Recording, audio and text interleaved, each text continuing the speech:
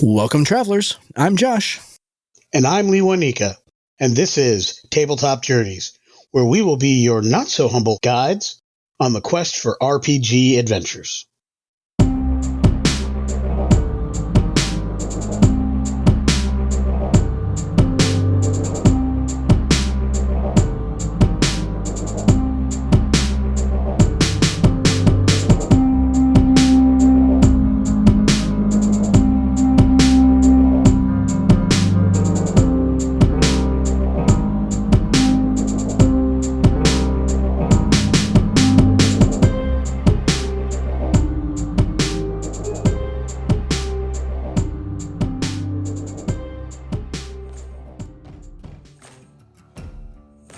I had just rolled the check to go ahead and determine basically sensing his motives and where he's going from. So the long and short of that was, it really seems like he's conflicted and speaking with two emotions.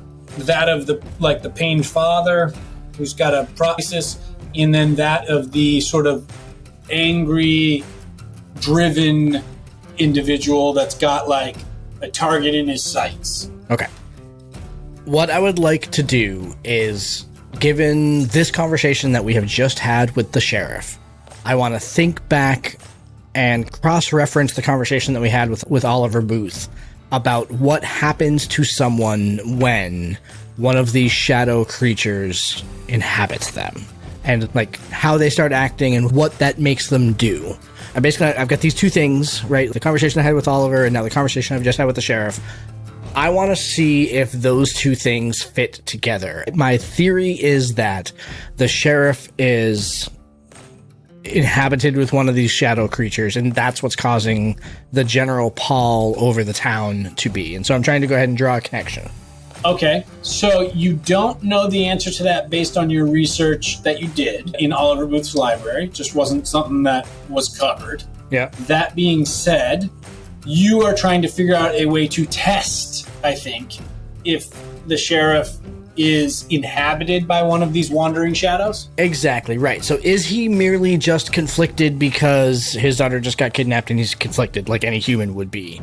Or is it more like sometimes mommy is talking and sometimes daddy is talking? Does all of a sudden, if we look at him the wrong way, does his pupils go black? Do we smell the scent of sulfur? Any of those occult type giveaways? Yeah, not anything as overt as that, certainly. I think Padre may... Looking at your powers here. No. Given your sort of level of knowledge of the supernatural, the only way you may be able to get more information on that, you're going to need help. And maybe it's Oliver Booth. Maybe it's something as blunt as asking the guy. Or you're going to just need more info. I would be happy to take this information and go back to Oliver Booth, because here's the thing, is that I feel pretty certain that if I'm right, that these guys would back me, and that means it's showtime. The dance is coming and the music is playing, right? So we're not having that conversation, but I'm going to assume that's what's going to happen. So if what that means, if I feel like right now I have some evidence, but I need some confirmation of what I think is going on, and that means going back to Oliver and be like, Oliver, I think it's the sheriff. Here's what I'm seeing. What do you think? And he says yes or no, and yes means, all right, we're going back in. Can one of your guys basically get his wife out of or maybe it's the wife actually too. But, Oliver, send some of your lackeys, get the wife out of the house. We're tap dancing with the sheriff, and she may not need to be there, kind of thing. That's kind of, you know what? I think that after our conversation with the sheriff, after I've gone through these mental gymnastics to go ahead and see what's going on here, I think that I would tell the sheriff, we've taken up enough of your time. I think that you've been through a lot, and I'm trying to be really obvious to these two that I'm cutting the conversation short, that I'm done conversing with this guy, so that we can go ahead and try to reconvene. Say your word or whatever. Good call, actually. So yeah, I would say I can imagine that going back and retrieving your daughter would be just a paradise for you. So I wish you good luck in your endeavors. Okay. And to be clear, you didn't go into his house, right? No, he offered to let us in, but I did not go in. Okay. Yeah, I was hoping we would go into the house. Like, we should absolutely, and I would nudge you when that offer was made. Because I want to talk with the wife. You're there on the porch. Oh, yeah, that's right. That's right, Sheriff. That's right. You're going to let us look at the knife. That's right. If we could look at the knife real quick, that'd be helpful. And then we'll get out of your hair. I promise. Like, we've taken up so much of your time, and I appreciate the offer to look at the knife. All right, come on in. Come look. He leads you in. Pretty nondescript house. You're in the main center room, and there's a bedroom off to either side. You can see in this room that there's a table. Mrs. Beaumont is there. She's very upset, has been crying a lot today. The back door is visibly damaged in some way. The latch is torn apart. And he goes over to the table and he picks up a dagger. And he brings it over to you and he says, here, look, Donnie Pilson brought this up to me earlier this morning. Found it down by the scene of the creek. Yep. I am going to take the dagger. I'm going to take a handkerchief out of my pocket, and I'm not touching the dagger is my point, right? But I am going to do whatever I can to scrutinize, to make it look like I'm just like looking over every like square centimeter of this dagger to buy time for Cartwright to do what he needs to do. But I'm like taking way too long. And okay. While he's doing that, I'm gonna nudge the Padre and say, Father, perhaps you can offer some words of comfort for the missus. I have a question about my arcane background miracles. Okay. And my question is, what is that? Your arcane background miracles? Yeah. So what that is, that gives you the access to the powers you have. That taking that arcane background is what mechanically gives you the access to the powers you have. Okay, gotcha. So the arcane background itself doesn't have a specific in-game use. That's just part of the character creation process that grants you that. Okay, that's what I was wondering. So Michael tells me that, and I take his cue and pull out my Bible and say, yes, I will speak to the lady of the household. And Michael, would you like to accompany me? Of course, I'm happy to help you pray, Father. And we'll put this in the hands of the Lord. In his hands. Yes, Michael. In his hands. Yes, you're scrutinizing the weapon with him. He's showing you like, oh, this is obviously made by the tribes. And you guys are approaching Mrs. Beaumont, who is just sat at the table right now. She's very upset, and she is polite. She offers you to sit down. She's trying to be a good hostess, a polite lady of the house. I'll offer her a clean kerchief, and she takes it. She's drying her tears. Yeah, gentlemanly pat. Not trying to be any kind of way with her or whatever. Allow Father to do most of the talking, and then every now and then I'll just ask, what kind officer's going to help your husband get your daughter back? And we are here to help in any way we can. We just want to be here for you and your family. Did you hear anything tonight? Your daughter was taken. Sounds, words, was it arguments? Did you hear the door being rendered from your home? Yes. So she does begin to talk to you a little bit. And she's just like, I don't know how, she's inconsolable. And she's, I don't know what to do to get my daughter back. Why did this happen to us? I don't see how she disappeared. Just, look at the door smashed open. I didn't even wake up.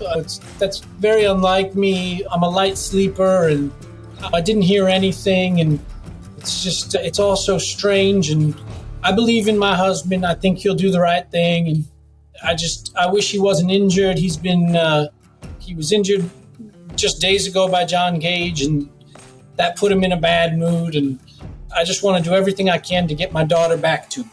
As she's talking about that, I just wanted to check on one thing. Seeing how the door has been damaged and removed from the house, I know a thing or two about some B&E.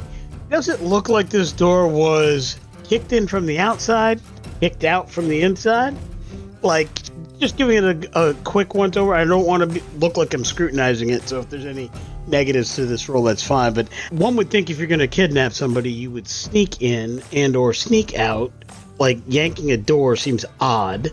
But I am interested to know whether this was a break-in or a break-out. Yeah, and she's welcoming you to look at the door. She indicated it to you, so it's fine for you to go over and look at it as according to her. Give me a notice roll at -2.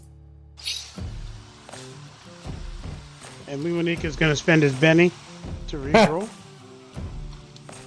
Man, we're like the best second rolling team in the planet. It did not help me much. I've got 0 6. I've got a 0. I'm going with the to use my Padre. common bond to allow him a reroll. All right. Third time's the charm. There we go. There's my explosion. Oh, there's my explosion. Oh boy. Oh, there's my explosion. What? Oh. All right, so we got 3 4s and a 1 -2, so that's 12 -1, or 12, 13 -2, 11.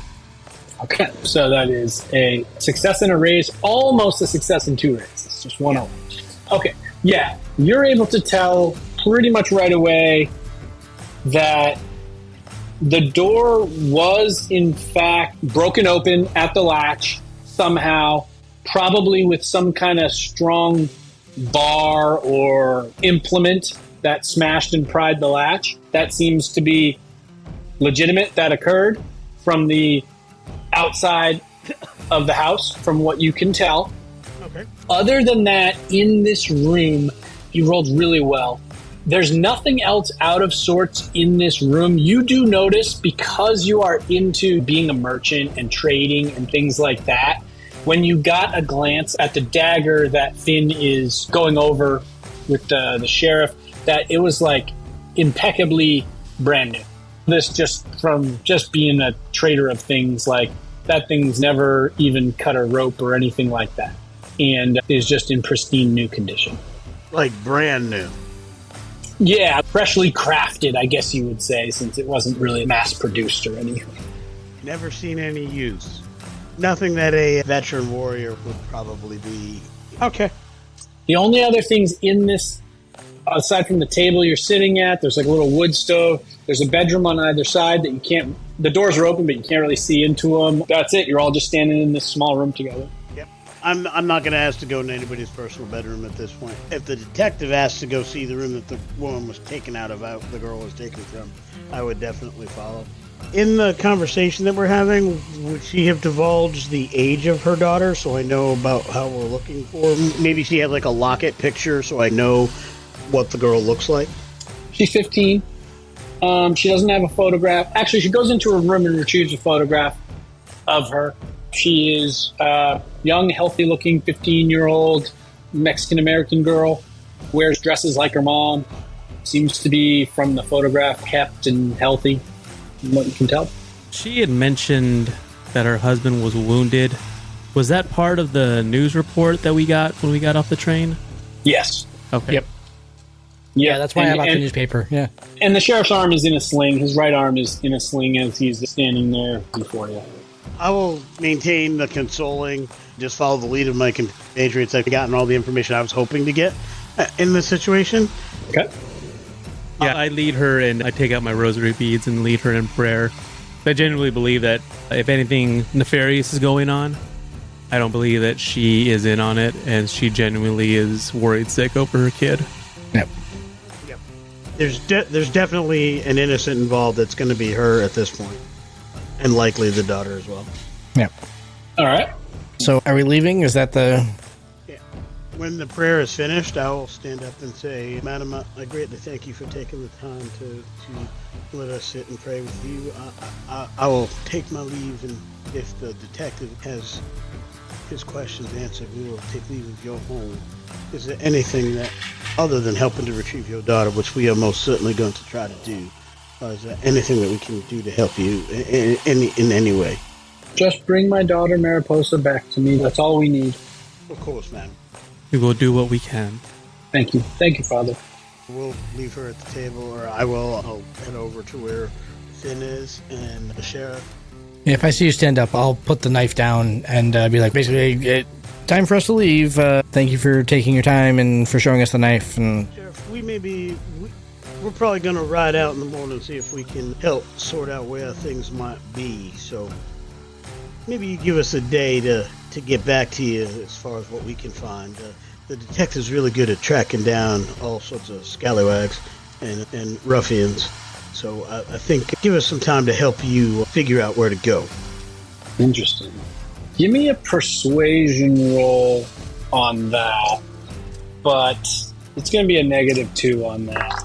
That's going to be against smarts, right? I think. Okay. What you got? I got a Benny I'm spending. Get that penny ready, Sergio. I'm going to need some help on this one. Yeah, I did. I only got 3. All right, I'm gonna use a Benny. How many do you have left, Padre? I only got 2 left now. Okay. I'm down to Yeah, 2 he, also. he had 6 at one point or something. Yeah, and I'm down to 1. That's what I show, yeah. Yeah, and so I got 4. A 4. Okay, number to beat is 4. Sadly, no. He says, look, if it turns out that's how long it takes to find the camp, then you'll have your time. But if as soon as we find out where they're located, we're riding out, and there's just nothing we can do about it. I would expect nothing less. All right. What's the plan from here, guys? Just as a recap here, you've got 2 things going on. Yeah. You've got, obviously, this supernatural sort of existential threat that Oliver Booth has summoned you to town to assist with. But you've also got this curious, simultaneous problem with the sheriff, his daughter being missing. What, if anything, does that have to do with the other? Yeah. And how does the tribe factor into either of these things? Are they entangled in this? Do they even know about it? Are they the aggressors? Yeah. So when we get out to the street, just in real hushed tones, try to go ahead and pull these 2 aside. Just be like, okay, here's the thing. Is that sheriff he is fighting 2 wolves on the inside, and I'm not sure which one is him and which one is not. I think that he might be the reason why this town is having troubles to begin with, and that if we can resolve that situation, then maybe the ritual isn't necessary at all in the first place. I have no idea what this has to do with his daughter, but I think that I'm not buying it. I'm not buying the story that he's telling. I think you're right, but I think the ritual's going to happen no matter what. So, on some level, whether we deal with it, whether he's the issue or not, well, let's say he is the issue and we deal with him, they're still going to need help protecting themselves because they're still going to do what they're going to do. They're going to open a pathway for very bad things, whether he's still involved or not. Yeah, but I don't know how to fix that. You stand in the breach and you stop anything from coming across. So, my friend, you're going to stand in the gateway to the Shadow Realm that they're going to open and make sure that only the good spirit that they want comes through and not the bad spirits that they don't want to come through. You're gonna do that. Perhaps I should clarify. When I put it that way. I think that if my erstwhile companions are going to choose to be there and do the good thing and help these people, then I'm going to be there with them. I think that if we have dealt with the evil here and there's any kind of conversation to try and convince these good folk to the north not to do their thing,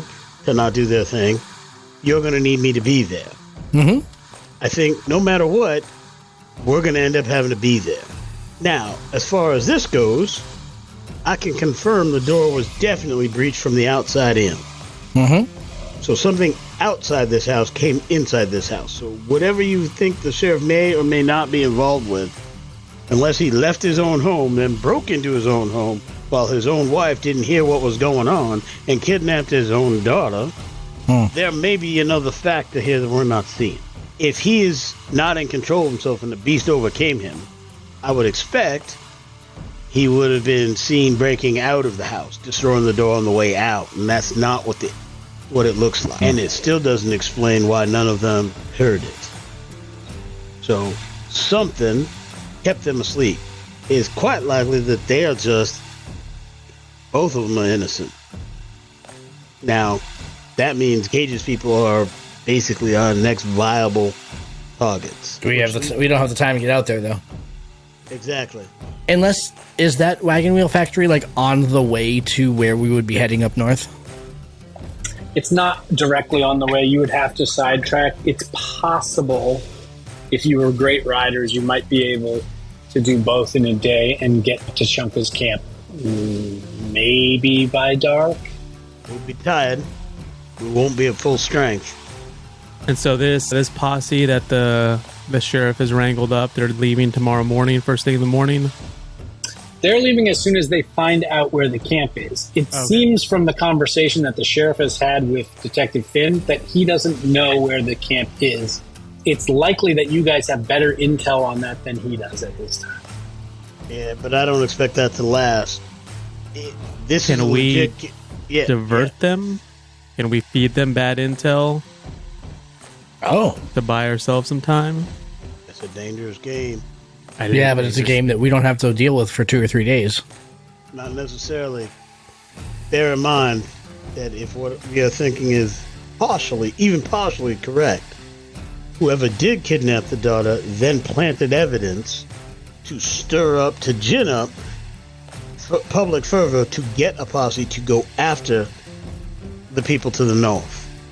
In other words, at some time tomorrow, whether it's as early as we're riding or shortly thereafter, whoever planted that evidence is going to magically discover the location. We could give bad information, but whoever is planting the evidence will get them turned around before the day's out. Almost guaranteed. But that would at least expose who was responsible for this. Only if we were hanging around to watch who gave that evidence. That's the challenge. If we're already on the road, we're not going to be here to know who did it. Perhaps we give them the intel now and see if anyone corrects us. I think after our exit, we probably can't give them anything until we're leaving in the morning. No, but Donnie could. What about the stable boy? It is possible. You recognize that we will be putting ourselves in the sheriff's ire. I think we're already there. That's entirely possible, but like I said, if he is legitimately just a cross individual who's trying to go for his daughter, and we are found out to be the ones who are giving him bad intel, nothing we say from that moment forward will ever be counted truthful by him. All right. Be very careful about what we do to deceive him, lest that is the last time we will have that chance. Pardon me, Father. I may have, in my ill-spent youth, borrowed a few things from a few collection plates here or there, but I only got caught once before I never did that particular thing again. Largely because Father Flannery did not let me back in for quite some time. Michael, why does that not surprise me? I learned lessons. I don't do that anymore. And I have been paying my penance ever since. Whenever I go into a church, I always give $1 for the poll box. And I always give 2 bits to the pastor, parish priest. All right, then. So what do you suggest? We just leave in the morning like we planned and go try to figure out what's going on with this ritual? I say we ride hard and we make the sidetrack and we see what we can find with Gage at that place, any additional evidence. If we have to, we can certainly leave some kind of letter, notification, some kind of thing once we clear Gage's spot. Slipping a map in Donnie's boots when he's sleeping or something. Ooh. Now, that wouldn't be tied to us. Exactly. That's why I'm suggesting using a patsy. We already thought that he was a patsy. He wasn't a patsy, so let's make him one. Oh, he was a patsy. He's just particularly bad at it. This poor kid. Yeah, I like that idea. Let's get us a map. I'll slip it into his purview. Then we wake up early, pack up breakfast in our satchels, hit the road. You know, That's the way to go. get some bacon, get some sausage, eat it on the road. Absolutely. Nothing better than road bacon. Look, any night I gotta pass a bucket whiskey, I better get road bacon in the morning. Oh, gross. That's our new line from now on, by the way. Bucket whiskey and road bacon. Yes. Where's that shirt? I would Put that wear on that gladly. Put that on the Tabletop Journeys merch site. Oh, Yeah. done. Yeah. Yeah. Yeah. Okay, you want to make a bullshit map, and you want to sneak it over to Donnie at the stables so that in hopes he finds it and says, oh, look, this map says Chief Tshanka is here. And he runs it over to the sheriff, right? Yep. So Flashing sign. yeah, easy enough to make the fake map. That doesn't really take anything because you basically can just draw anything as long as it is not the accurate direction. And you're going to do that tonight? Yeah. Yep. So give me a stealth roll, Michael, and God, just don't get a critical failure. Yep. I am going to have a full flask of real whiskey with me because if I fail, I got to talk my way out of it. Very good. I'm going to burn my last Benny. Yep. And that's going to be not enough. Hey, Father? Yeah. I got 2 to burn. You can have the next to last one. All right, here we go. This is for all the flasks. Maybe use different dice. Yeah, that didn't help much. Okay. I think it's done. So I am not as stealthy as I wanted to be. So you walk in to give him the note, and he's passed out in like a pile of hay. And as you're trying to get the note like into like his boot or near him where you know he's gonna, like in his pocket where you know he's gonna find it, you kick over like a metal pail and create more bucket whiskey.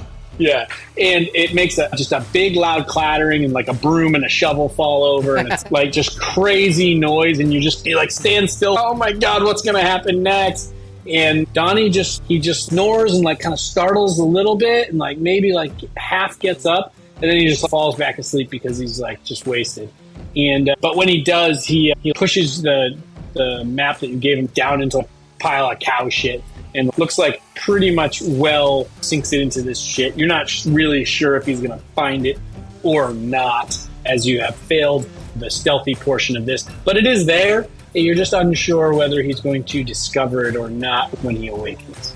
All right. I might pick it up and drape it on some hay and get the chunkier bits off of it. And put it next to him and like rinse my hand in the bucket. Yeah, you're like licking like stuff off of it, and then you're like, okay, I'll just hang it beside this whiskey bucket. Yeah, and I'm gonna rinse my hand in the bucket whiskey because I figure it stinks.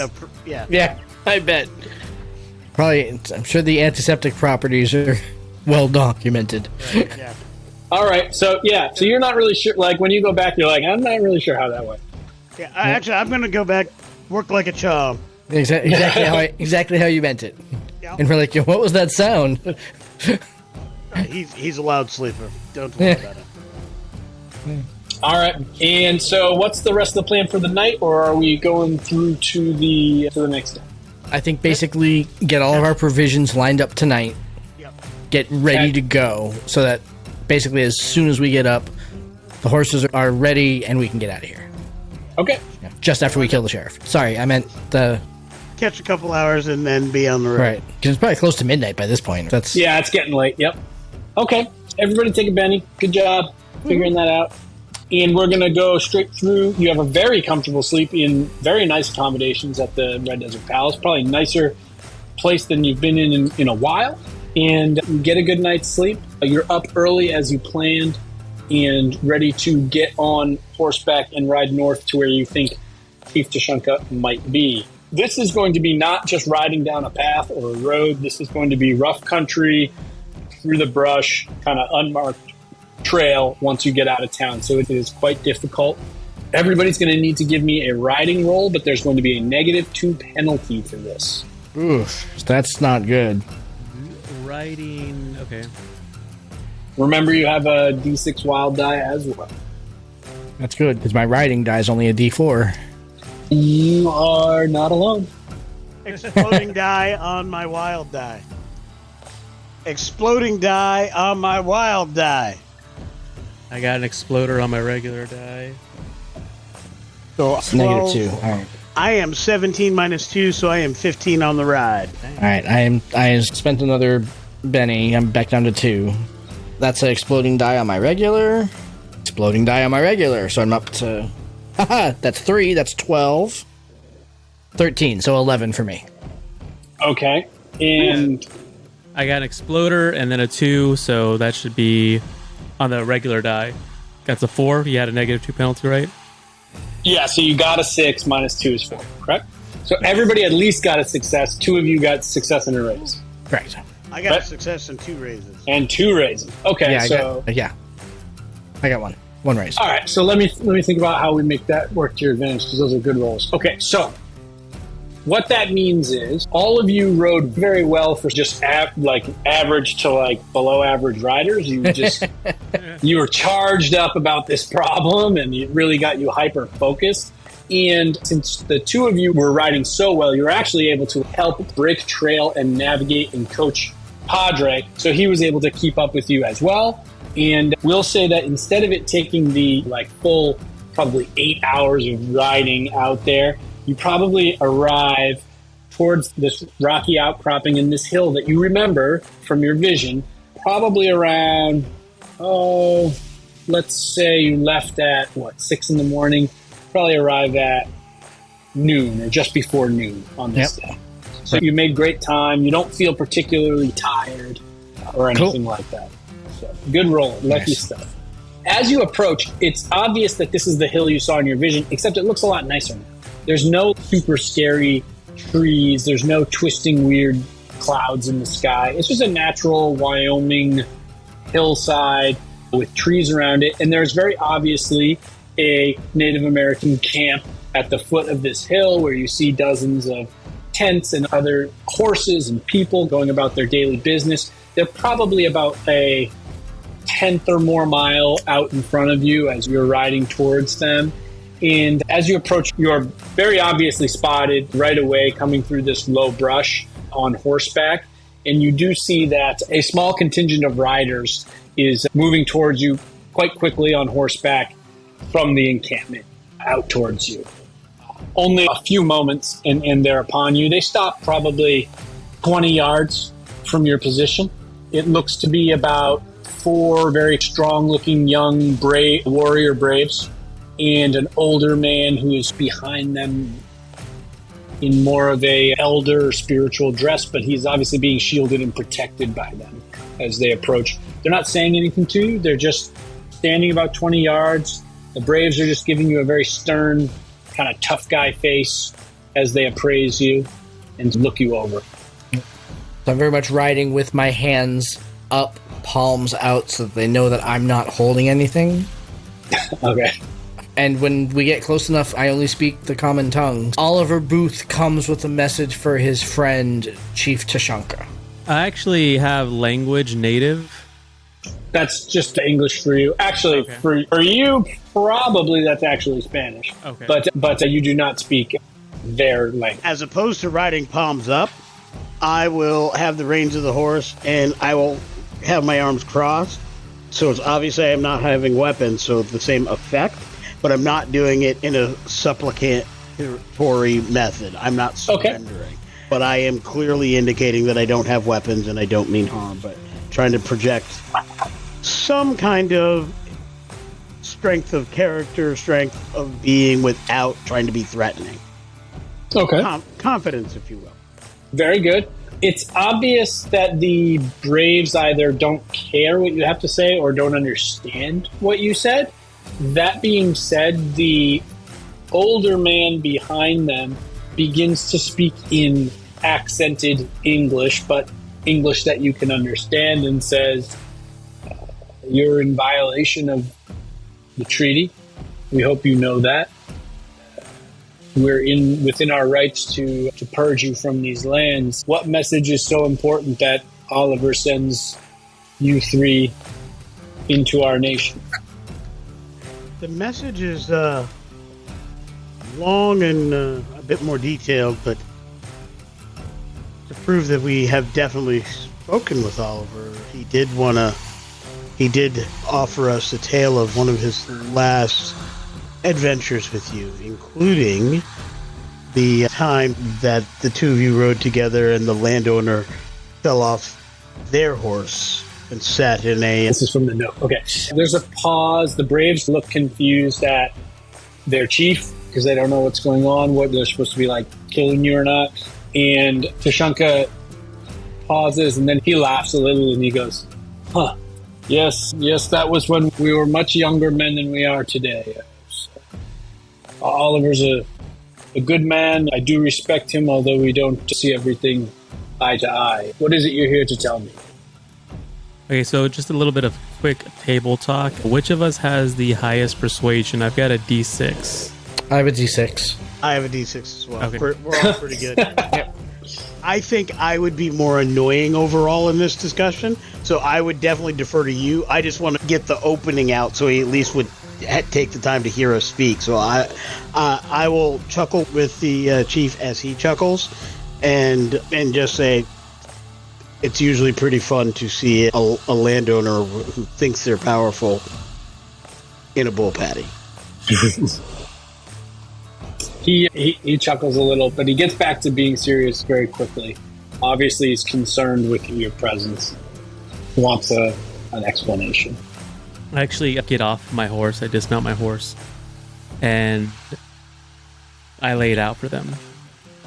We were sent here by Oliver because he fears that the ritual you are about to perform is at a risk of being corrupted by either a force within our realm or a force from another realm. I can tell you this: you and your people are being framed for a crime in Blackwood Gulch. The crime of kidnapping the sheriff's daughter. I share your sentiment. I do not believe you would be responsible. After all, there, as you mentioned when we rode up, there is a treaty in place. Why would you do anything to risk breaking that? Especially at such a fraught time as this. I believe that it could be the Gage gang that is responsible for this. And for whatever reason, they are dead set on making sure that your ritual does not go as planned. I don't know this Gage man you speak of, and I don't know why this white man would know about our rituals. Obviously, we didn't steal any children from your town. We don't need any. Look behind me. We have plenty to take care of on our own. If the foolish sheriff thinks he's going to come north and cause trouble, he will violate the treaty, and we will massacre them. Honorable Chief, my fear is that the ones responsible for the kidnapping are in league with dangers from the other side. What do you mean? Oliver showed us a vision of evil lying in wait Of shadow. and sneaking into our realm to gain purchase here. We believe, that whoever's responsible for the kidnapping is trying to get the sheriff and his people to come here and cause trouble, likely during your ritual, to add chaos, to provide the way for this to go wrong. Or even forcing your hand into a massacre, as you say, because both sides will have heavy losses and the land will pay the toll. If you try to do the ritual in an area where that has happened, who knows what the effect could be. He looks concerned. He says something quickly in his own language to his braves, and two of them ride fast back towards the encampment, hooting and hollering as they go. And he says, our veil weaving ceremony is very important to us and we must complete it, but this information you bring us is very important to us and the safety of our people, so I thank you for risking your lives coming here to tell it to us. I will consult with my shaman, but our ceremony will take place. We will not be told how to conduct our spiritual affairs. That being said, I will consult with my shaman and see what can be done to protect us. We do not fear the sheriff and his men riding against us. We're superior warriors. And this is our land. My fear is that one of these shadow things may already be on our side. The attack on the sheriff's place showed a display of strength that may not be of a common man. And if one of them is here, working its evil through men, white or otherwise, that may be something that must be considered. I think the sheriff is, we have a word, patsy, fool in this situation. He's being tricked into thinking it's you. He's being fooled into perhaps even starting a war. If it is A war that your people have no choice but to fight. And if that's the case, that's the kind of tragedy that evil needs to grow. If it is a wandering shadow, as you say, and it already walks among us, it makes sense it would want to let its brothers into the world. That is their way. They are mischievous. Do you have means to stop these shadows when they're on our side? And can we help? The only thing we can do is conduct the ritual successfully and with strong magics in place to prevent them from coming through. We're calling our ancestor Tate, who is a great ancient elk ancestor. The wandering shadows would be no match for Tate. We must call him forth to protect us because we too have evil in our lands, much like you're describing. And Tate needs to clean our land of these evil spirits.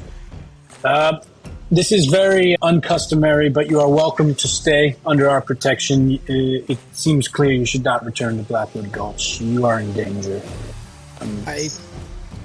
If I may, Chief, the evidence that the sheriff has were footprints that he said showed your footwear and a dagger, a stone dagger with an elk antler handle. Do you know how those items and those footprints could have got there? Those are items we trade with the white man every season.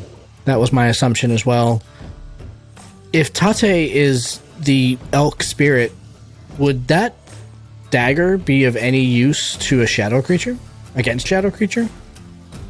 I have never seen a shadow creature except in visions, but it is my understanding that none of our physical weapons would harm them. It was worth a shot. It must be something spiritual in nature.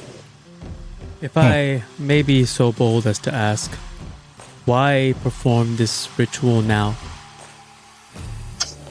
Because the fear and tension has crawled across the Black Hills and our people are worried, they're always tense.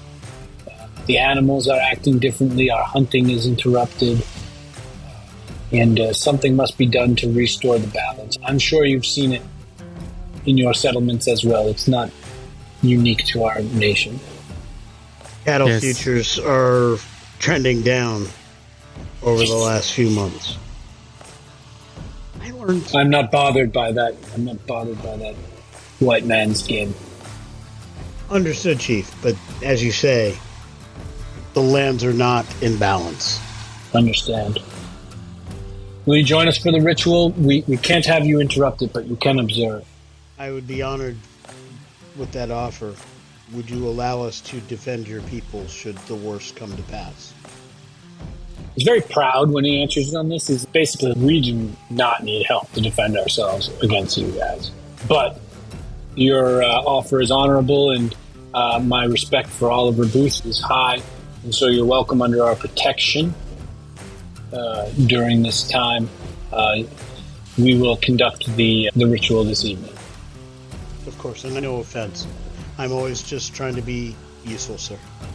Yes, you silly Americans don't know any better. So they welcome you.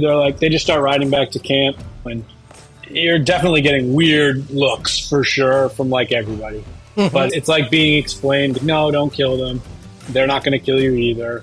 And one thing that's interesting is, since you get that same feeling you got when you walked into Blackwood Gulch yesterday morning off the train, where those creeping fears that you guys have and those insecurities just start coming creeping back up.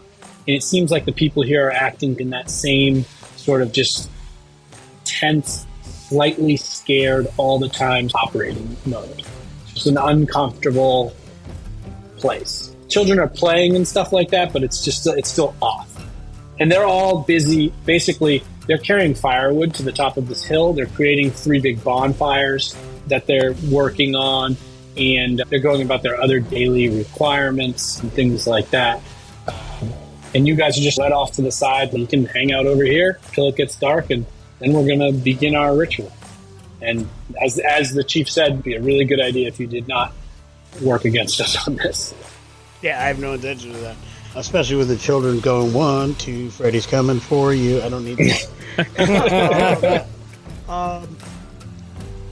Amongst ourselves, I will simply say that I have a sense that on the other side, since it's a dark reflection, a dark pool looking back at our own world, that the shadows are moving around among the people. Like they're here with us now, but they're just on the other side.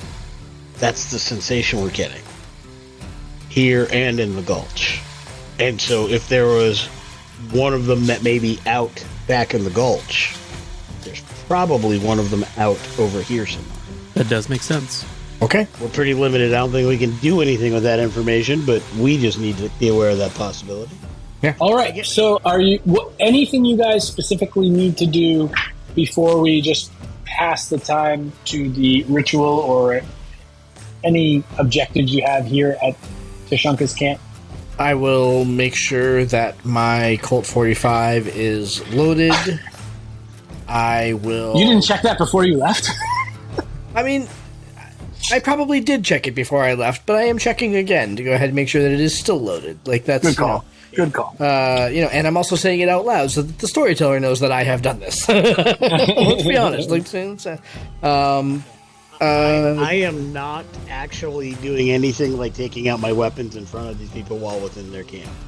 That unless and until it becomes necessary, I'm not going there. I have it; it's at the ready, but I'm not doing that in front of them. Too late. All right, you can. I'm just not. I had a question about one of both my weapons, actually. I have unarmed listed as a range weapon. Yeah, so, that's where you tear your arm off and you. Oh, okay, that's what I assumed. Inspector Sergio. But then I also have something known as the Good Book. Now, am I literally throwing my Bible at people? Yeah, the Good Book is literally you throw the book at them. Oh yeah, there's a pastor I can get behind. Okay, compels you. You're gonna learn today. Very good. Jeez.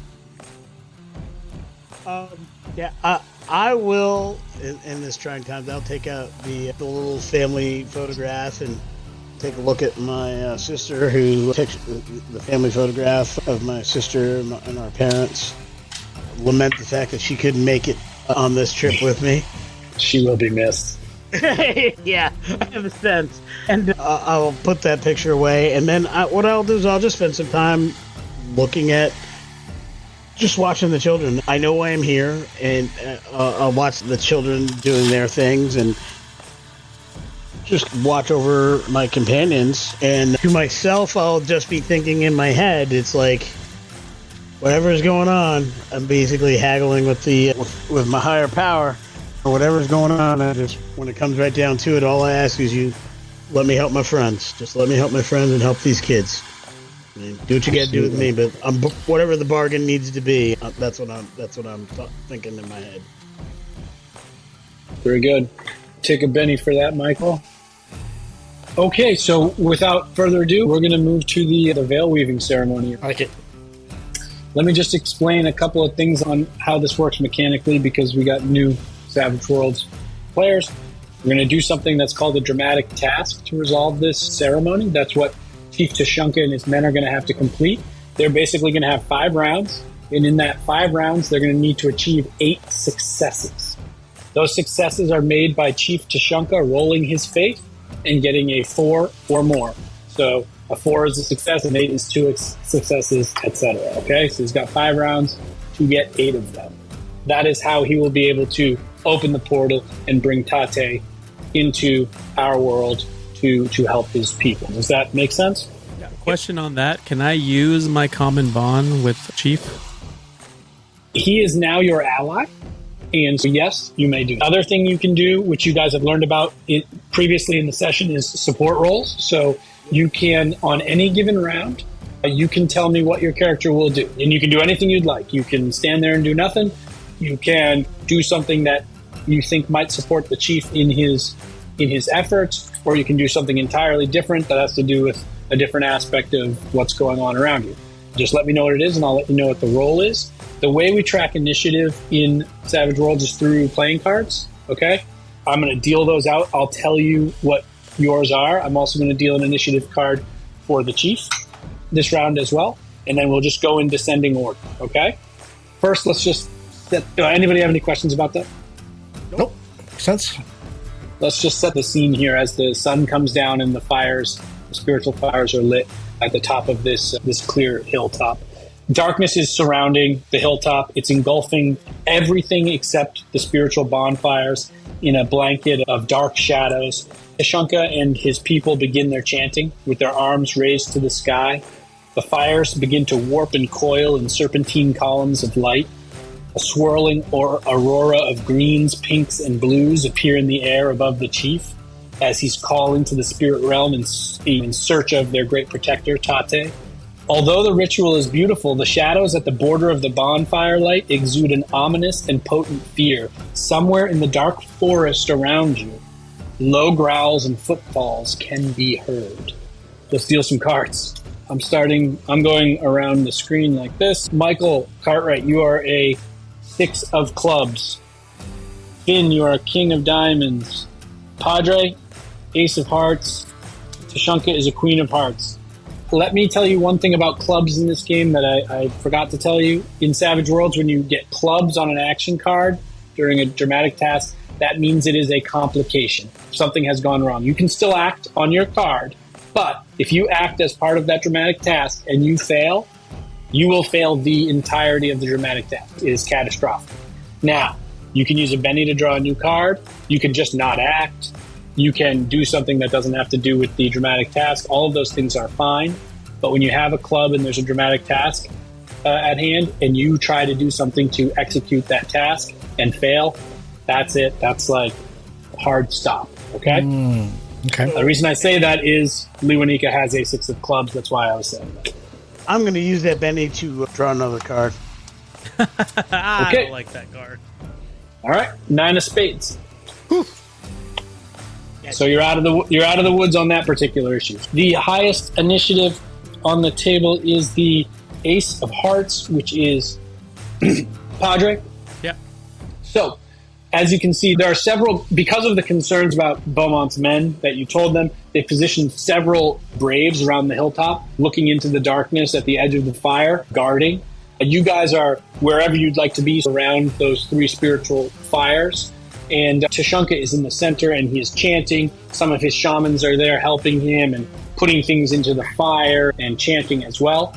And you did hear this low growl in the darkness that I just mentioned as well. You're unsure what that might be as some dry twigs are beginning to snap and things like that. What would you be doing in this moment? And this is round 1, guys. As I mentioned, the chief has 5 rounds to do this. I'm keeping an eye out for anyone outside the tribe coming in either on foot or on horseback. Okay. Are you going to do any other actions during your turn, including movement or anything like that, or are you just overwatching out into the darkness? Yeah, I'm doing that. Just overwatch. Oh, okay. So then that is not going to be in support of the chief. It's going to be an independent action, and it'll probably be a notice roll. I'm going to give you a notice at -2 because you are staring into darkness. Into the void. Yep. I'm going to use a Benny. All right. You're down to 1, sir. Yeah, that's an explosion. Cool. Okay, that's just... I hate when I get an explosion and then I roll a 1 on the next roll. That's a 7, so a 5 total. 5 total. That's a 9, so it's a 7 total. Okay.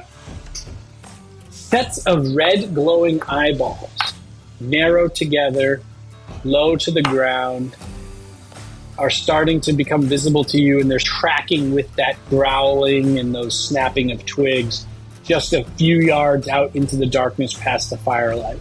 You can see them in various spots. There's probably a handful of them around the hillside as you scan. in the darkness. Okay, I alert Michael and Finn to this. Absolutely. All right. So that is Padre's action, and the next highest is Finn with a king of diamonds. Yeah. I am trying to be very respectful of the ritual, so I don't just want to start shooting away at the red eyes in the underbrush, not knowing what they are. So I just really want to spend my turn studying them to try to get any idea about what it is that's looking back at us. Is it supernatural? Is it natural? Is it a fox in the brush? Is it a bear? What is it? Like I really want to go ahead and scrutinize and make sure that I understand what it is that's approaching us. So. Okay, give me a notice, but it's going to be a notice at -2. You're just trying to build off what Padre pointed out to you. Yep.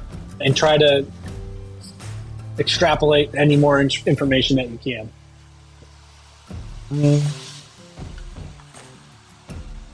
Set at -2.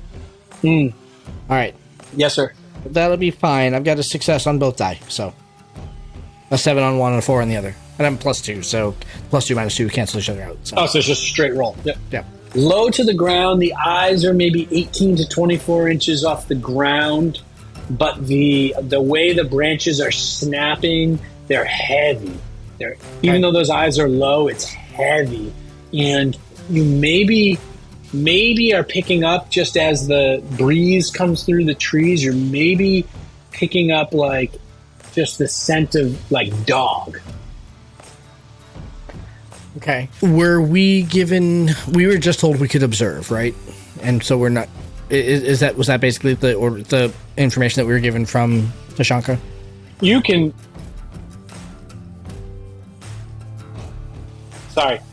observe. You can help. Yeah, he just said, "Do not try to stop us doing what is our right to do." All right, fair enough then. Nope. Okay, no worries then. So then I will take my peacemaker from its holster and level it for my next round. So I've already taken my action this turn. So. Okay, excellent. So that was the king. Next highest is Tshanka. So Tshanka needs to make his faith roll to get some successes. However, he's smart, so he's waiting to see what is unfolding with these newcomers here, because he doesn't know whether you guys are going to act to help him or to hurt him. So he is waiting to see what you all are doing. He's seeing what you two are doing, and he's waiting to see what this other Michael, this white man tradesman, is up to before he fully commits to his chanting here. So he's going to do what's called going on hold, and he's going to allow Michael to go next. All right. Michael is going to take his bowler cap off and put it on the head of one of the children.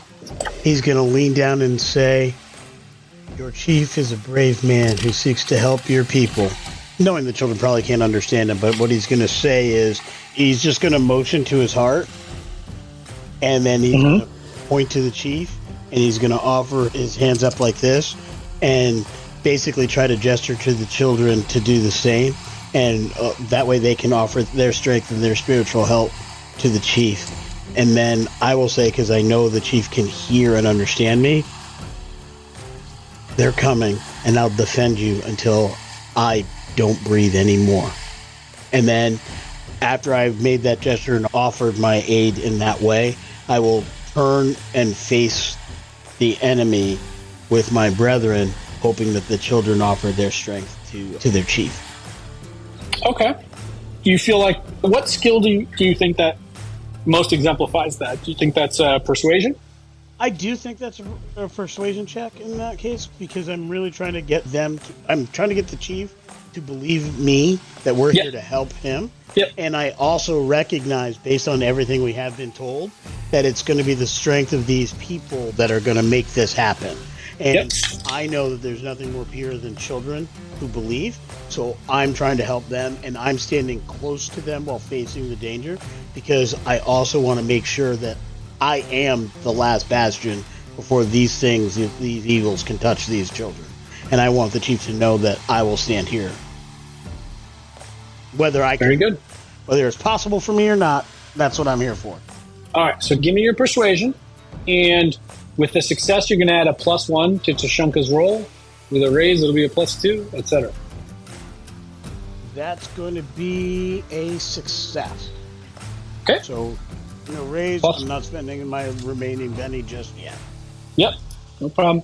Okay, so you're hyping up the children and offering words of support to the chief as he continues to see, okay, you're not a threat, and continues with his chanting. He is going to make his faith roll, which is a D8, +1 with your support. He rolls a 6 on his wild die, so that explodes. So he gets a total of 11. So that is 2 successes on his chant, so it's going quite well. I'm just going to mark that down. He needs 8 over 5 rounds, right? Yep. Correct. So he's ahead of track right now. 2 successes as this goes on. And the colors and the illumination and this aurora above him starts to intensify as he is chanting. It's really stunning. But at the same time, these sets of eyeballs start to get closer to the edge of the light, and you do make out the bodies of 3 very large, very mangy, haggard-looking wolves that have approached from kind of various sides of the campfire here with kind of unearthly red glowing eyes as they're stalking towards everyone in the center of these fires during this ritual.